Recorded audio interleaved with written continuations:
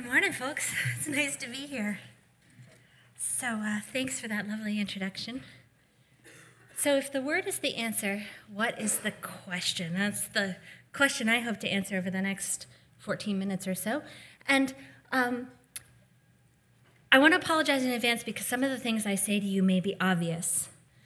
And as a dictionary editor, I'm a longtime dictionary editor, and one of the things that dictionary editors like to do is to explain the obvious at great length. And I've actually wanted to be a dictionary editor since I was 8 years old. And in fact, this is the newspaper article that inspired me to be a dictionary editor when I was 8 years old. I don't know why. It's inexplicable. Why something being so far over deadline made an 8-year-old think that's the fun thing to do. But really, for the last 4/5 of my life, I've spent all of my working hours thinking about dictionaries, which is unusual and somewhat frightening. And so before WordDic, my last real job was I was the editor-in-chief of American Dictionaries for Oxford University Press. That is like heavy-duty dictionary thinking. I love dictionaries. I've always loved dictionaries. But I found that a lot of other people didn't love dictionaries as much as I love dictionaries. And that had a great deal to do with how dictionaries are made. I'm going to talk a little bit about how dictionaries are made. It's very much like this illustration.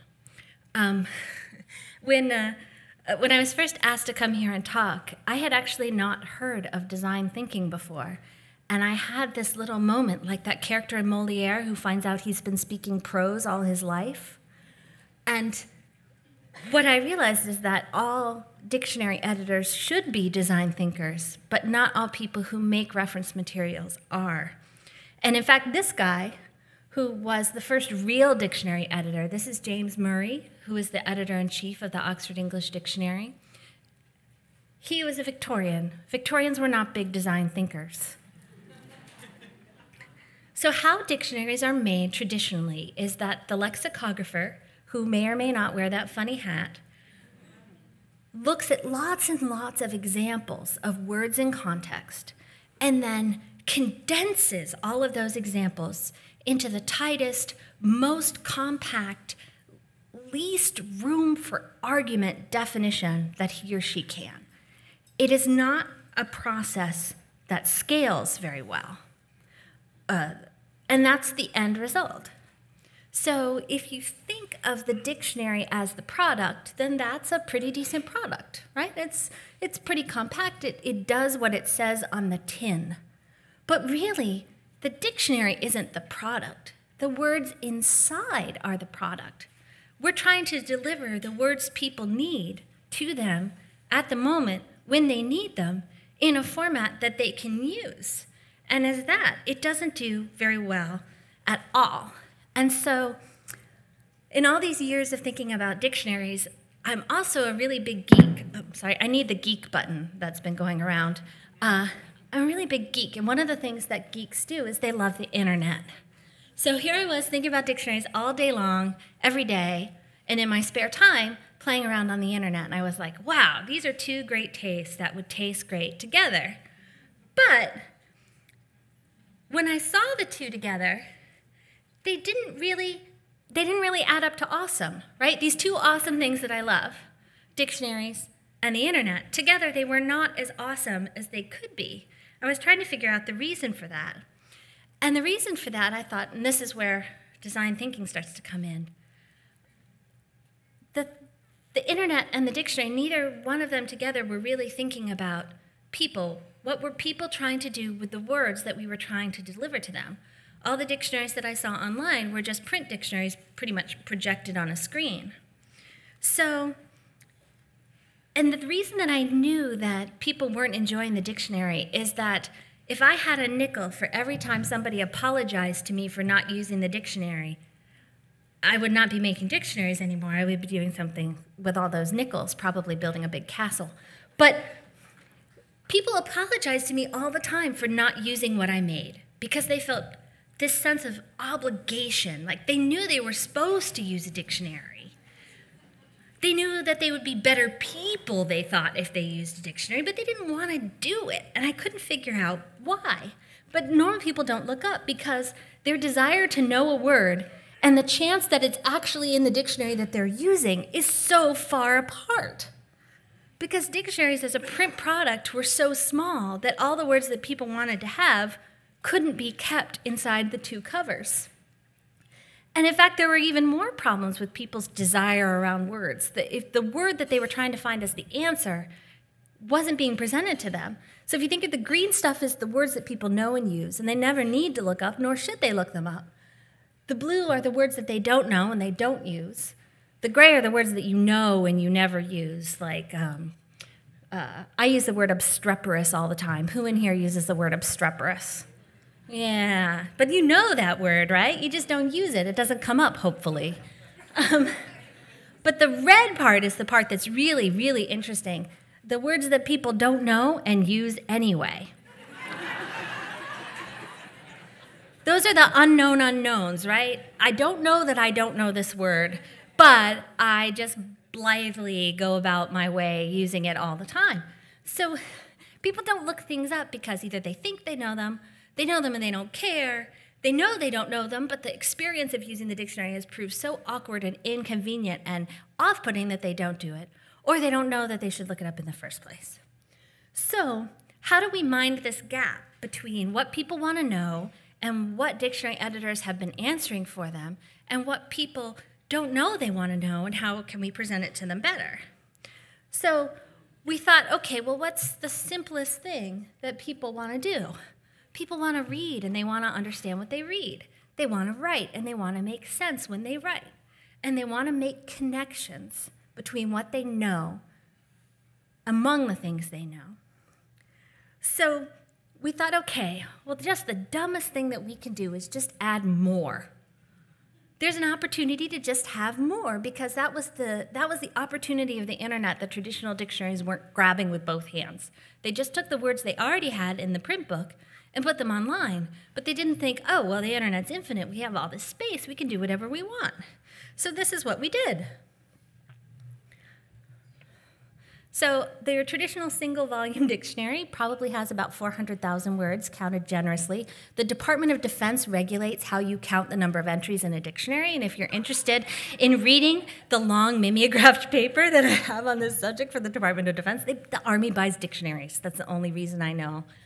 The OED has about 1 million words in it, and so at WordDic right now, we have between 6 and 7 billion words that we can show you some kind of useful information about. So this opportunity, you know how every crisis is an opportunity in disguise? Well, every opportunity is a crisis in disguise. So when you show a lot of words, you show a lot of words that people don't like. But if you just ignore that these words exist, you're not giving anybody any information. The absence of information about the word doesn't tell you anything. The presence of information in a word might give you some kind of social signal. So on every WordDic page for a word, we show you the most recent tweets about a word. And on a lot of words like this, and especially on words like irregardless, all the tweets are people saying, I hate that word. If people use something as a word, it's a word, but doesn't mean that anybody else can force you to use it. That's the great thing about English, is that you get to decide what comes out of your mouth. And what comes out of anybody else's mouth is their business. So we try and show this kind of information. That was the opportunity around showing more words meant we also had the opportunity to show more social context around these words. So this kind of container for words, what we realized is we showed more and more and more words is that a lot of them didn't have traditional dictionary definitions. And we realized that a lot of people might see that as a problem, but then we went back to the source. So one of the few things in literature that anybody can quote about words in general is what Humpty Dumpty says about a word, which is that words mean just what he chooses them to mean, neither more nor less. And, can you make that happen? And Humpty Dumpty says, yeah, all you have to do is decide who's going to be the master. We thought, okay, well, what if we let people be the masters of their own words? And in fact, people do this all the time. People master their own words by explaining them in the text that they write to say, this is what this word means, darn it. And you all better listen to me. Like this guy wrote how many words about the difference between the word sewage and the word excreta? Because it was important to him. We thought, oh, okay, so if people all over the place every day are writing about words and what they mean and how that's important to them, why don't we just harvest them? And we had some backup on this, right? Wittgenstein. You can get away with anything if you quote Wittgenstein. So if we say the meaning of the word is its use in the language, if that's how words are really defined, and if we think about Murray with all those slips of paper behind him, he believed the same thing. He just had to condense it to fit it into a paper book. So we find what we call free-range definitions, which are places where journalists, who are much better dictionary editors than most dictionary editors, me included, where they use a word and they define it in context, and that takes the place of a traditional definition for most uses. Like I love Geeksta, why gangsta rap is seen as celebrating the violence and aggression that claimed 2 of its brightest stars. Geeksta rap is a hip-hop genre celebrating coding skills and school grades. You walk away from that sentence feeling confident that that word now falls into the green category for you. It's a word that you know and you know how to use. So people tell us important things all the time. We just have to listen. We just have to find them.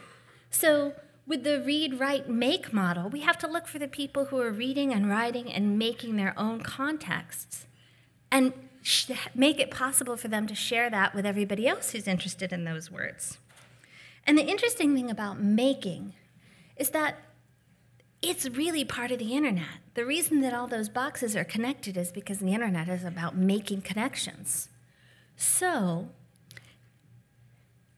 the connections are really important when we think about words, because if you see a guy in a tuxedo without context, without the connections, how do you know whether he's a waiter or James Bond? Just saying guy in a tuxedo is not enough context to know the difference. You know, you have to, even the martini doesn't add enough context, right? Waiters could have a martini, James Bond could have a martini. So when we were thinking about showing real sentences instead of kind of freeze-dried dictionary definitions, we thought, we're showing more context. And we thought, okay, well, as long as we're going to show context in the idea of the sentence, what about other kinds of context? We thought, how can we show people explicitly the connections that exist between words and people? So if you look up a fairly rare word like incarnadine, and you see 1,008 other people have looked it up, the interesting thing is this works both ways. If nobody's looked it up, you feel smart. If everybody's looked it up, you don't feel so dumb. You're either the first person to look something up and you're like, I've really found this word. And, or you're like, oh, I feel like I'm part of a community that wants to look this word up. And you can have this context even for words that are made-upical. So made-upical is a made-upical word, but 70 people have left comments on it. If that doesn't make a word real, I'm not sure what does. People are interested in these things, and this kind of context, if we can show it to them, it gives them more information than possibly they need. And what's really interesting is that if you take what people say, but you subtract all the parts of the dictionary that keep people away from the word, then what you do get is actually pretty awesome. We want to reward people who look things up, not make them feel awkward and put off and that they have to do something. We don't want to be an obligation. We want to be an opportunity. So one of the other things that dictionary editors do is they bloviate.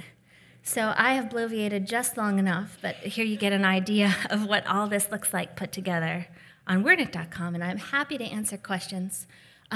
Right there is the stats from, I think, a couple weeks ago.